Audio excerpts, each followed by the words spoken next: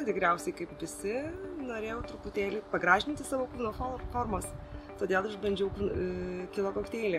Na, mano tikslas buvo visai, sakykime, nedidelis, norėjau sumažinti savo svorį 4-5 kilogramais.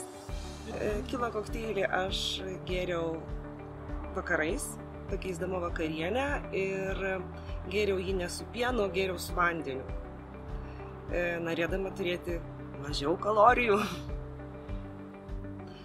Aš manau, kad kilo kokteilį pasigaminti yra labai lengva ir netgi galima pritaikyti pagal savo skonį. Kadangi man jisai buvo per saldus, skiedžiant su 250 ml, aš įskiedžiau 2-3 kartus, kadangi buvo karšta, dėjau ledukų ir buvo nuostabus kokteilis, gaivinantis.